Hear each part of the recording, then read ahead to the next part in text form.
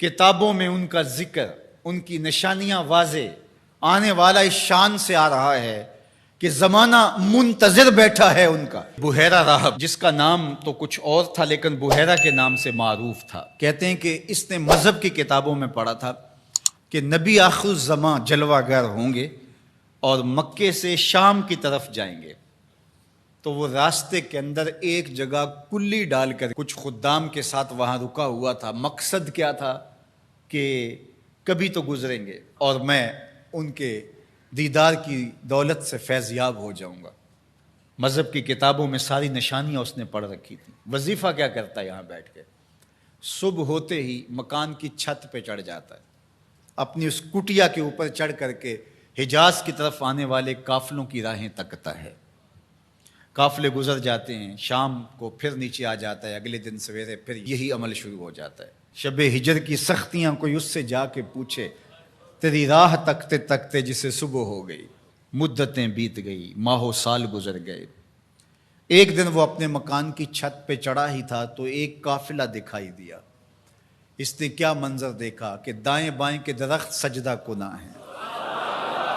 سمجھ گیا میرا مقصود آ گیا ہے، جس کے لیے انتظار کی گھاتیں تھیں، جس کے لیے منتظر رہا شب و روز، جس کے لیے راستے میں کلی ڈال کے بیٹھا ہوا تھا، وہ مقصود، وہ گوہر مراد آج نصیب ہونے والا ہے۔ تو جلدی سے نیچے اترتا ہے اور اپنے مصاحبوں سے کہتا ہے جلدی جلدی اس قافلے والوں کا کھانا تیار کر دو۔ کہا کہ پہلے بھی قافلے گزرتے ہیں، یہاں رکتے بھی ہیں، آپ نے کسی کو پوچھا بھی نہیں۔ کہا بس آج کسی کی طفیل ان کو کھانا دیا جا رہا ہے۔ یہ قافلہ جب قریب پہنچا اور انہوں نے پڑاؤ کیا، اس کی کٹیا کے قریب بہت بڑا ایک درخت تھا، وہاں رک گئے۔ تو اس نے میسج بھیجا کہ آج دوپہر کا کھانا تمہارا میرے ساتھ ہوگا، آج تم میرے مہمان ہو۔ یہ بہت خوش ہوئے کہ ہم پہلے بھی گزرتے تھے، یہاں رکتے بھی تھے، اس نے کبھی پوچھا بھی نہیں تھا، آج خاص پذیرائی ہے۔ کھانے کا وقت ہوا تو وہ آیا، اور جس طرح وہ لوگوں کے مجمع میں کسی کو ڈھونڈ رہا ہو۔ حضور علیہ السلام اونٹوں کے پاس تھے، 12 سال حضور علیہ السلام کی عمر تھی، تو آقا کریم وہاں تشریف فرما تھے اور یہ سارے یہاں کھانا کھانے درخت کے نیچے بیٹھے تھے۔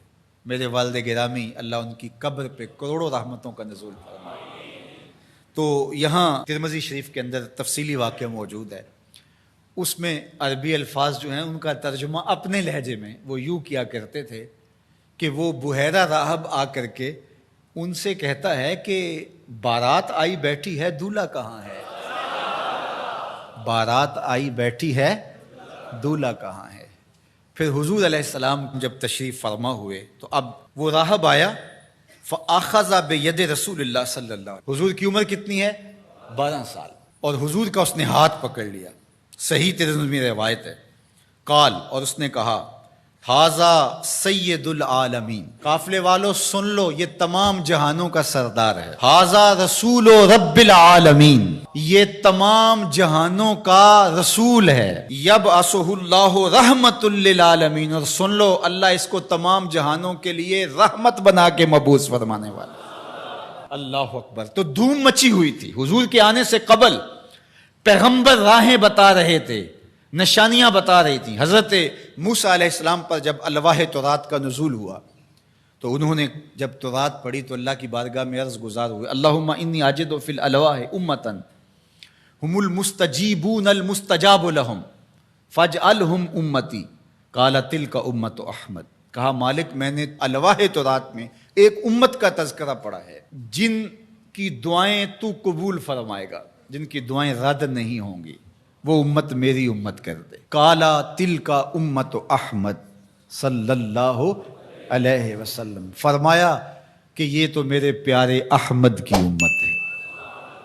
آپ کا ذکر تورات میں ہے، مثلہم فی التوراۃ و مثلہم فی الانجیل۔ اللہ قرآن مجید میں ارشاد فرماتا ہے کہ حضور کے ساتھیوں کا ذکر، ان کی مثالیں اللہ نے تورات میں بھی بیان کی ہیں اور انجیل میں بھی بیان کی ہیں۔ اللہ اکبر۔ اب تورات کی کہانی سنیے، 9 سوال تھے مسلسل، اللہ اس میں یہ شان ہے، اس امت کو یہ مرتبہ دیا گیا، یہ شان دی گئی، وہ امت میری امت کر دے۔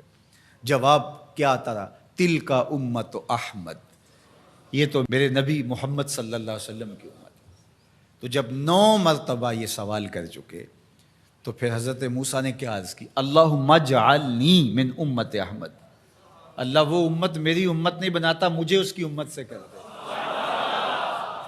چوں بشانش نگاہ موسیٰ کرد، شدن از امتش تمنا کرد۔ جب حضرت موسیٰ نے ان کی شانیں دیکھیں تو خود آرزو کی مالک مجھے اس نبی کی امت سے کر دے۔ پیغمبروں نے آرزویں کی، 12 نبیوں کی آرزویں مختلف کتب میں موجود ہیں، جنہوں نے یہ تمنا، یہ آرزو کی۔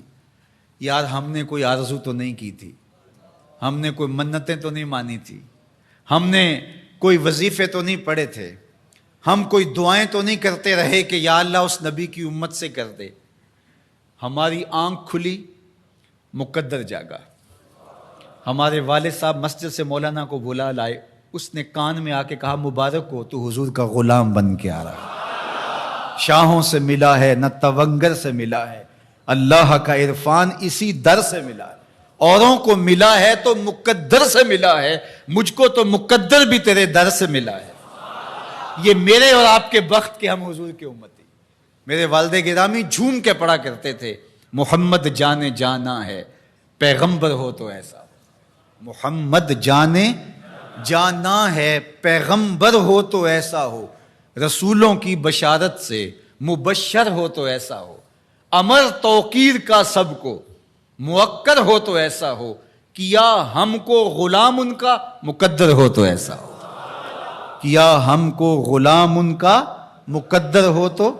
میری خوش قسمتی میں تیرا امتی، بری نازم کے ہستم امتے تو گناہ گارم و لیکن خوش نصیبم۔ میں اس بات پہ ناز کرتا ہوں کہ حضور میں آپ کا امتی ہوں، گناہ گار ہوں لیکن خوش نصیب ہوں۔ تو ساری زندگی بھی اس نعمت کا شکرانہ ادا کرتے رہیں، حق کے شکر ادا نہ ہو پائے۔